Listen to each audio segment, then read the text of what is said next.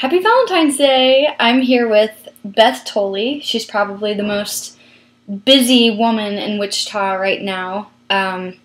Maybe the entire world. Possibly, but happy Valentine's Day, everyone. She's a master chocolatier with Cocoa Dolce here in town. The best chocolates, I think, in the entire world. Thank you. Delicious. Thanks. We think so, but thank you. I like outside opinion. So we're here today to just kind of show you some general rules in pairing chocolate and wine appropriately with Valentine's Day tomorrow.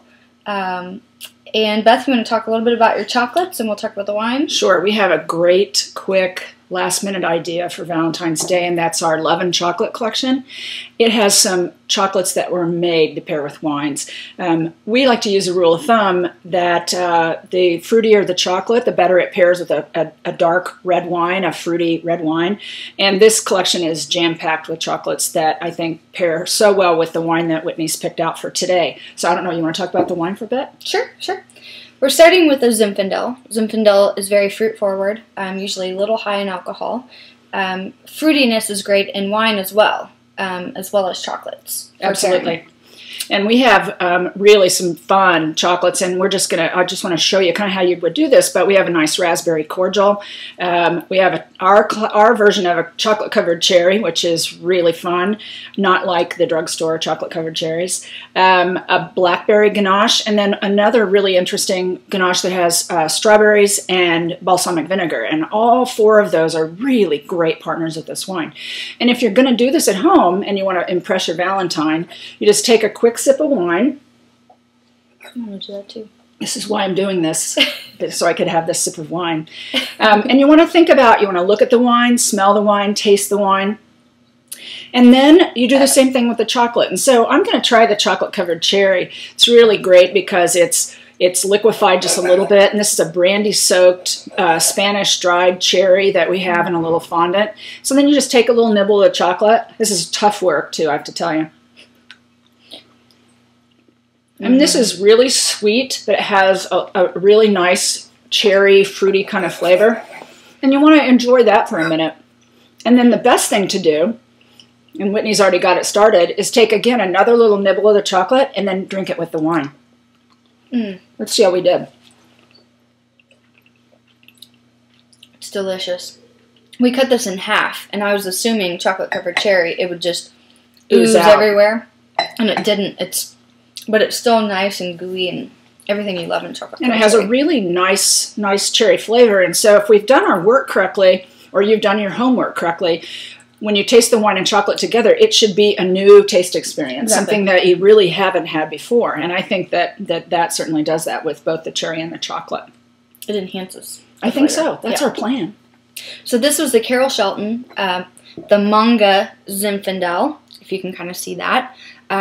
This producer is fairly new to the state of Kansas. She's the most awarded winemaker in the United States. Oh, really? Oh, that's cool. But she's known for her zins, and they pair beautifully with chocolate. This is about $18.99 on the shelf, so we have. Oh, that's great. We have a few of those, so come and get them. And the next wine, we've got a port. Port and chocolate are iconic companions. Absolutely, you can hardly miss with a port wine and because it's a nice sweet wine, any delicious well-made chocolate.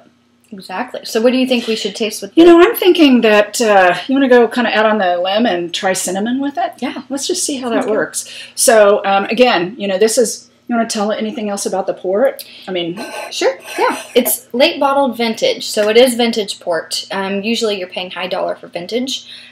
Late bottled is kind of a step up from ruby, so it's not quite vintage port, but it's been about 4 to 6 years in barrel, so you get more flavor, more of those complexities. Does it make it more sort of the dried fruit kind of flavors and more nutty and all those things happen? The oxidation. Oh, okay. And so, yeah, exactly. Okay, cool. But good price, too, about $25 for the Newport late bottle vintage. So let's see what this is. And so this is a white chocolate, and it has an organic essential oil of cinnamon in it and a little bit of pink to just make it Valentine-y. So this is going to be a really interesting pairing because this is a really aromatic chocolate. So again, you want to taste the port.